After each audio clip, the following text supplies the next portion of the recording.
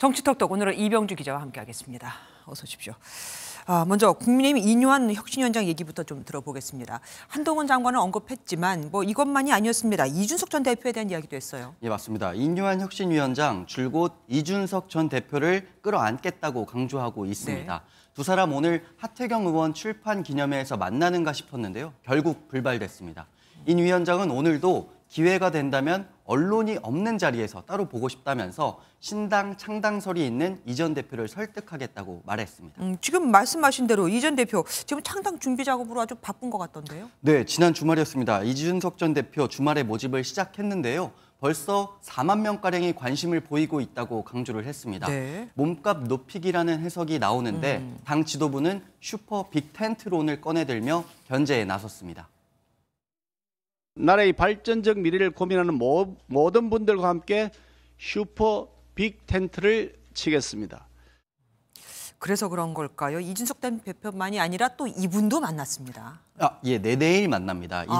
이상민 민주당 의원을 만나는데요. 만날 예정이군요. 이상민 의원의 지역구인 대전 대덕특구를 찾아서 당연회가 열리는데 이 자리에 이 의원이 특강자로 나서는 겁니다.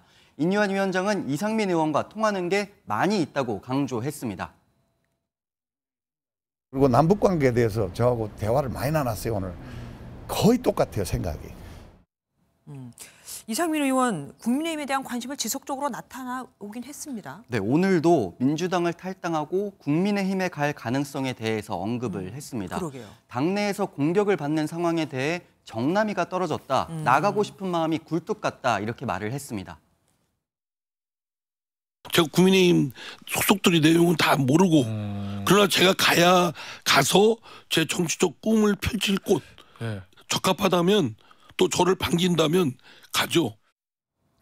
이 의원은 또 이준석 신당 창당에 대해 실체가 없다며 가능성이 낮아 보인다고 말했는데요.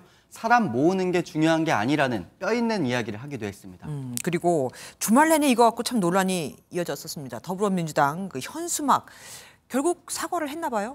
네, 경제 정치는 모르지만 잘 살고 싶다 이런 내용을 담은 청년 비하 논란이 이른 현수막인데요. 네네. 민주당은 오는 23일로 예정됐었던 당내 행사에 호기심을 높이기 위한 이른바 티저 광고였다. 행사 준비업체가 내놓은 문구일 뿐이다 이렇게 선을 그어왔었습니다. 그런데 결국 오늘 정식으로 사과했습니다. 당의 불찰이었고 당무를 총괄하고 있는 사무총장으로서 국민과 당원 여러분께 사과드립니다.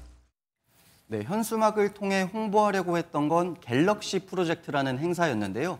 은하수의 수많은 별처럼 다양한 개개인의 요구를 정치가 호응한다 이런 취지의 행사라는 설명입니다. 네. 꽤 오랜 시간 준비했던 행사로 알려졌는데 민주당은 행사 자체를 원점에서 재검토하기로 했습니다.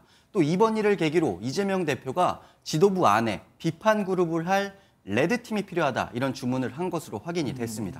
계속 버티나 싶었는데 하기는 패러디도 계속 나오고 있고요. 또 젊은 층이 이것 때문에 탈당하겠다는 얘기도 나오고 있어서 어쩔 수 없었을 겁니다. 그러면 이제 이 논란 일단락됐다고 우리가 봐도 될까요? 국민의힘은 그렇게 논란 일단락시킬 마음이 없는 것 네. 같습니다. 민주당의 오만한 꼰대적 관점이 담겼다며 비판을 이어갔는데요.